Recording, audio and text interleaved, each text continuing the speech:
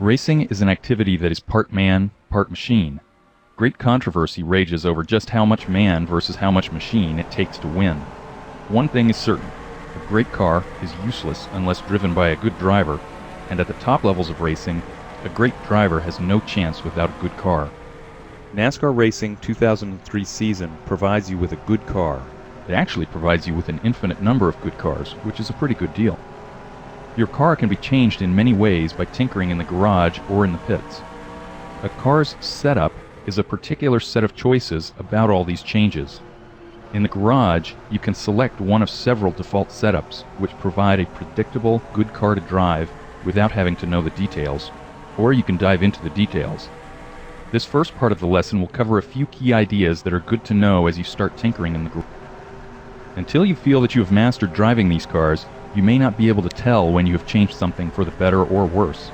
Before changing anything in the garage, work on driving consistent, repeatable laps. Only when you can do this will you be able to pinpoint how a particular change in the garage affects your car's handling. Really fast setups can require considerable skill, and the beginning driver is likely to think a great car is an awful one. In short, until you are a good driver, don't worry about trying to make a great car. The default setups can help you become a good driver. The easy setup is made for the beginning driver. It will track in a straight line with the steering wheel centered, and the front tires will tend to start sliding first, making the car behave more like a street car. It's best to start with the easy setup and stay with it until you can put the car where you want it on the racetrack. Once you are able to lap consistently, try switching to the fast setup. This is more like a real oval car setup, and it will pull to the left down the straights. Now you will need to develop the skill to balance the car while it's skidding around the turns. When you're looking for even more speed, it's time to go to the garage.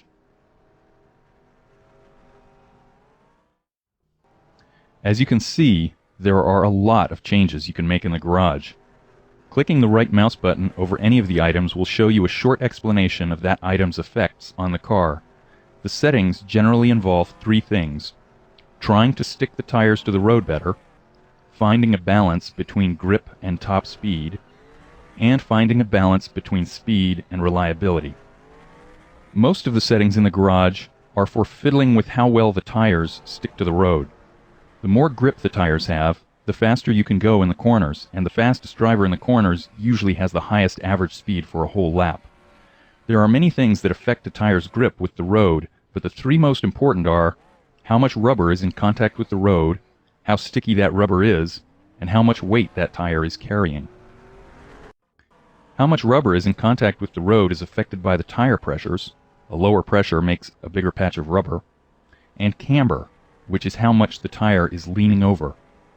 The best grip is usually found with the tire leaning slightly into the turn. Unfortunately, when the car is moving, the camber is changing all the time. For example, when the car body rolls in a corner. And the tire pressure changes as the tire heats up.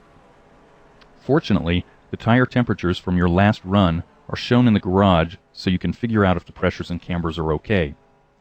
After a few laps, the tire temperatures will settle down to values which tend to remain the same from lap to lap. This may take 5 to 7 laps. The temperatures are shown for each tire at the inside edge, I, middle, M, and outside edge, O. What you want to see on an oval is a slightly higher temperature on the left edge, the inside on right-hand tires, outside on the left tires, and a middle temperature that is about the average of the inside and outside temperatures. On a road course, you like to see slightly higher temperatures on the inside edges. If that's what you're seeing, then the cambers and pressures are close to their optimal setting for grip.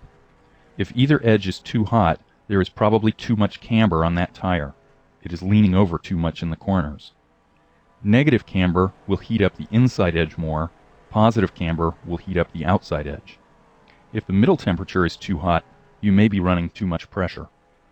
The temperatures can also tell you how sticky the tire is. They stick best at an average temperature of 190 to 240 degrees. If a certain tire is too hot, increasing the pressure can help cool it off. Conversely, lowering the pressure in a tire that's too cool can help heat it up. The other way to change the temperature of a tire is to put more or less weight on it. That is where a lot of the other settings come in. When your car is sitting still in the garage, Each corner is weighed, and the results can be seen by clicking the Weight Bias tab. Ballast blocks can be moved around in the car to change how much weight is on the left side or on the front. You can also put more or less weight on the diagonally opposite wheels. This is called wedge. The settings under the Weight Bias tab allow you to change what are called the static corner weights. This is how much each corner weighs sitting still or static in the garage. As soon as you start driving around the racetrack, however, the corner weights change constantly. Accelerating puts more weight on the rear tires. Braking puts more weight on the front tires.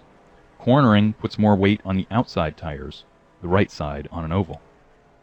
The primary suspension settings, springs, shocks, and sway bars, all affect how much weight shifts to each particular corner while maneuvering around the track.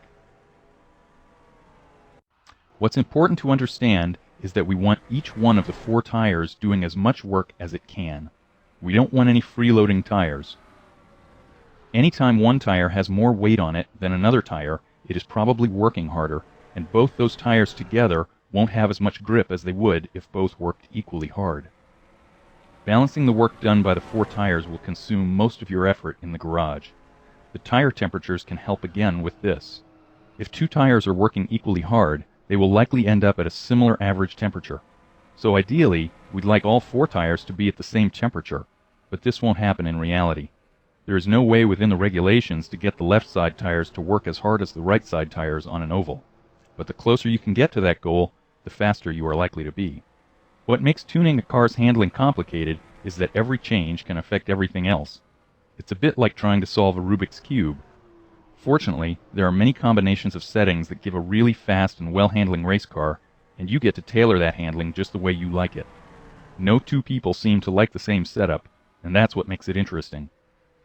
Once you're lapping consistently and have decided to poke your head into the garage, don't be afraid to play around. After all, you can always revert to the default setups if you really mess things up, and remember that you have an infinite supply of cars to test. The weather can have a significant effect on your car. A car setup that works just fine at 70 degrees with no wind may turn into a real handful once the mercury rises and the wind starts to blow. Let's go over the weather variables in the game one at a time. The track temperature is higher on a sunny day than it is on a cloudy day. A higher track temperature means that your tires will heat up more quickly, but it also means that they'll run hotter all the way through the run, and that will increase their wear rate. As its temperature rises, air becomes less dense. That means that your engine won't put out as much power. Change your gearing to compensate. Higher air temperatures also mean higher oil and water temperatures, which may force you to remove tape from the grill in order to prevent overheating. Finally, higher air temperature means a higher track temperature, and that translates to accelerated tire wear. The wind can wreak havoc with your car's handling. A headwind will slow you down and cause your car to push. A tailwind will speed you up and make you loose. And a crosswind will simply push you across the racetrack. The stronger the wind, the more magnified these effects become. If a tailwind is pushing you to the point of causing the engine to over-rev, you can change your gearing or remove some grill tape to compensate. To compensate for a crosswind, you'll just need to adapt your driving style to deal with it. Qualifying is an important part of NASCAR racing, especially if you're running in a short race. In qualifying, your only concern is getting 1 or 2 hot laps out of your car, and that's it. With that in mind, here are a couple of quick tips that will help you get the most out of your qualifying setup. First, tape that grill up as much as you can. Remember, your engine only has to last for a couple of laps. Second, use higher tire pressures. Over the course of just a couple of laps, you're not going to get a lot of heat into those tires, so they won't reach the optimal pressure unless you start them higher than usual. And that wraps up our final lesson. Now you'll want to move on to the next step of your racing education, and that involves finding out what makes each track tick. If you want to compete for the NASCAR Championship, you're going to have to know every one of them by heart. It's time to take off the training wheels. Good luck.